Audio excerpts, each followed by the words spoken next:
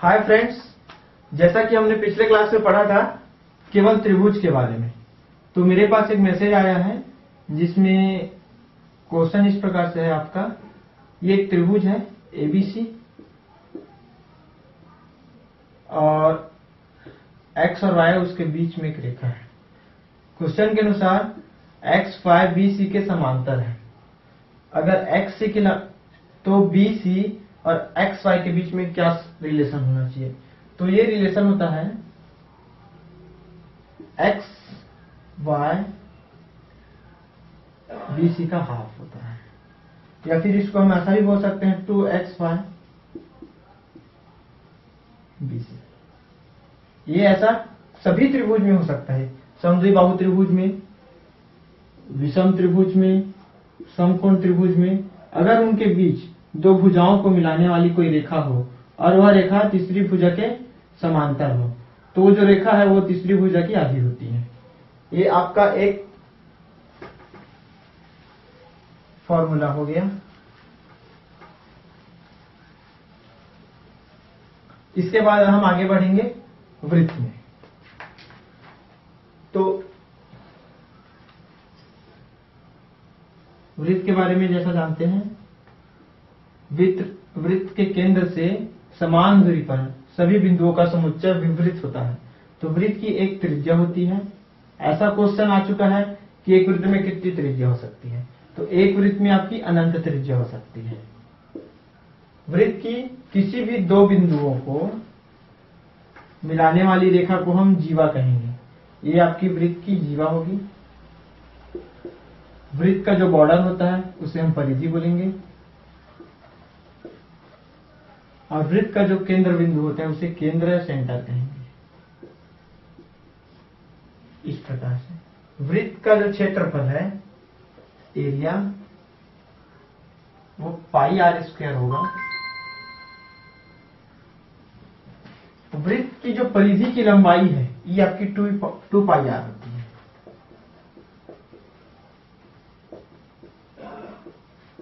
पाई are होती है। और वृत्त से संबंधित और बहुत सारे कॉन्सेप्ट हो सकते हैं, जैसा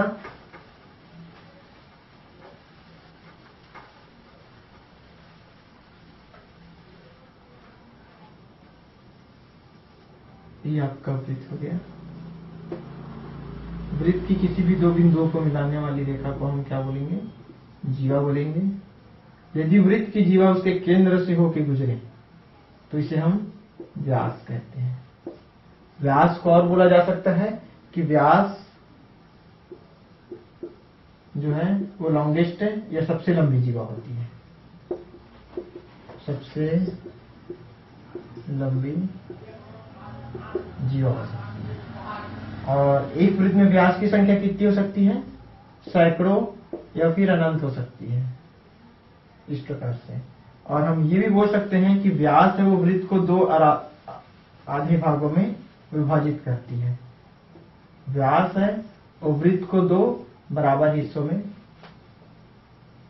विभाजित कर सकती है, और वृत्त का आधा हिस्सा अर्धवृत्त कहलाता है।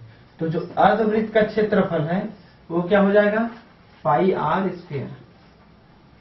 ठीक है। लेकिन जो अर्धवृत्त की परिधि, सपोज हमारे पास एक अर्धवृत्त आकार की खेत है, तो उसकी जब बाड़ी होगी तो उसके परिधि की आधी नहीं होगी। इसकी परिधि कितनी होनी चाहिए? परिधि आपकी होनी चाहिए 2 पाई आर। एक पूरे वृत्त की आधे वृत्त की कितनी होनी चाहिए? 2 पाई आर बाई 2। लेकिन इसमें एक और हिस्सा जुड़ा हुआ है।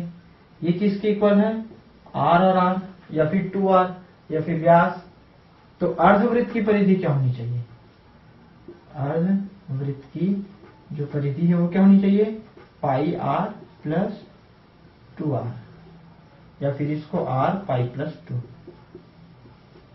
ये अर्धवृत्त की परिधि होनी चाहिए। ठीक है।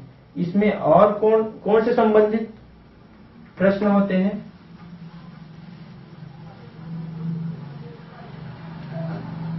ये आपका वृत्त हो गया। ये वृत्त के एक जीवा हो गई। जीवा के द्वारा वृत्त की किसी भी परिधि के किसी भी बिंदु पर आप एक कोण आरोपित कर सकते हैं और वृत्त के केंद्र पर भी आप एक कोण आरोपित कर सकते हैं। जैसा कि इसका पिछले वीडियो में भी जिक्र हो चुका है कि अगर ये कोण x है तो ये वाला कोण क्या हो जाएगा, 2x हो जाएगा। तो ये वाला एंगल आपका x है तो ये वाला एंगल क्या हो जाएगा, 2x हो जाएगा।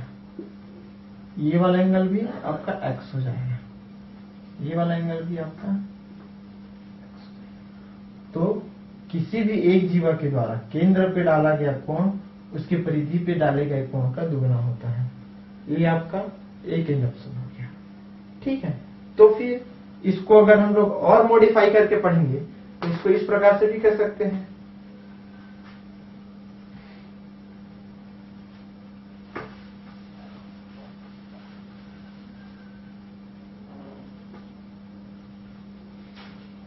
ये वृत्त का केंद्र है और ये व्यास हो गया। तो व्यास के द्वारा डाला गया कोण 180 डिग्री। तो ऐसा क्वेश्चन भी आ चुका है कि व्यास के द्वारा परिधि पे डाला गया कोण क्या होगा, व्यास है तो व्यास एक सीधी रेखा है, सीधी रेखा मतलब 180 डिग्री। तो ये 180 डिग्री है तो ये क्या होना चाहिए, x क्या होना चाहिए, x = 180 का आधा होना चाहिए। तो x आपका क्या हो जाएगा, 90 डिग्री हो जाएगा। यानी कि व्यास के द्वारा वृत्त के किसी भी बिंदु पर आरोपित कोण हमेशा 90 डिग्री का या फिर समकोण होता है। चाहे आप कुछ भी कोण ले लो, ये हमेशा 90 डिग्री का ही होगा। ये एक प्रकार से हो गया। दूसरा प्रकार से और हम ले सकते हैं,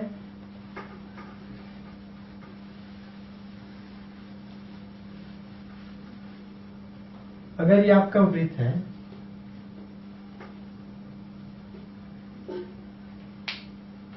ये आप उसमें एक उसकी अपनी एक जीवा है ए बी। ठीक है, तो ए बी जीवा है, वो वृत्त को दो भागों में काट रही है। एक ऊपरी वाला आधा भाग हो गया और ये नीचे आधा ना बोल सके तो एक हिस्सा ऊपर का हो गया, एक हिस्सा नीचे का हो गया, या एक अपर पोर्शन एक लोअर पोर्शन। तो अपर पोर्शन में अगर हम कोई एक कोण आरोपित करते हैं और एक लोअर पोर्शन में हम एक कोण आरोपित करते हैं। ठीक है, तो अगर ये कोण x है और अगर ये कोण y है तो क्या होता है, x + y = 180। ठीक, ये आपका एक नियम हो गया। इसको हम फॉर्मूले से भी सॉल्व कर सकते हैं। अगर ये केंद्र है तो अगर ये आपका x है, सॉरी ये आपका अगर ये x है तो क्या हो जाएगा, 2x हो जाएगा। ठीक है, तो लेकिन अभी इसके बारे में ध्यान नहीं देना है। इसके बारे में आपको ध्यान देना है कि आपके पास कोई भी एक जीवा है, उस जीवा के द्वारा वृत्त के आधे हिस्से में आरोपित कोण है और आधे हिस्से में आरोपित कोण है। दोनों कोणों का योग आपको 180 अंश प्राप्त होगा। ठीक है, तो ऐसे चतुर्भुज को हम लोग चक्रीय चतुर्भुज भी बोलते हैं। ऐसे चतुर्भुज को चक्रीय चतुर्भुज भी कहते हैं।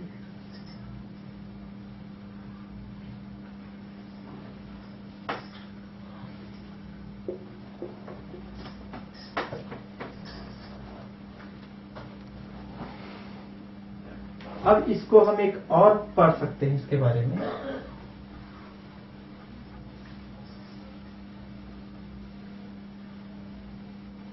अगर आपके पास एक वृत्त है और इसमें एक जीवा है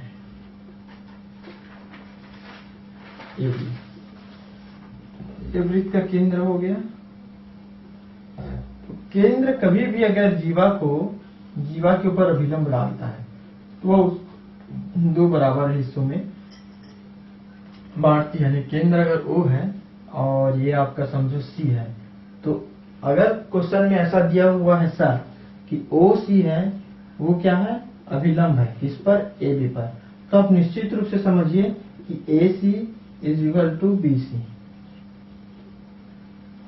ये वृत्त की तीसरे या चौथे प्रकार का नियम हो गया।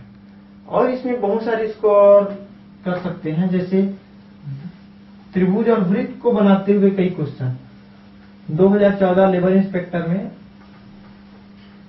एक क्वेश्चन आया हुआ था, जो मेरे को मैसेज आया है। इस प्रकार से त्रिभुज दिया है, उसमें ए बी और सी, और उसमें ये दिया हुआ है कि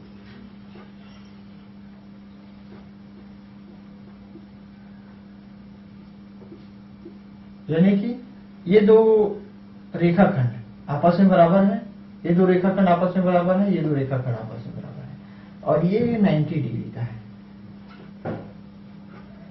तो सीधी सी बात हो गई, त्रिभुज ये जो क्या है, त्रिभुज का अर्धलंब समद्विभाजक हो गया।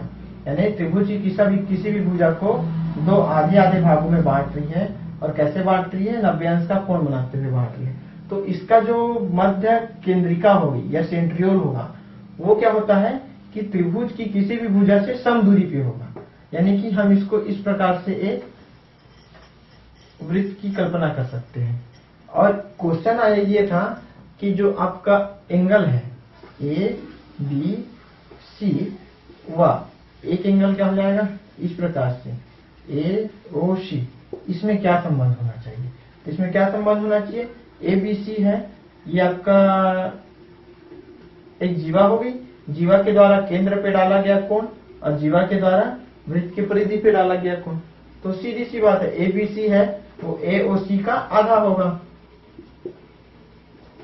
या 2 ABC इज इक्वल टू ए ओ सी। इस प्रकार से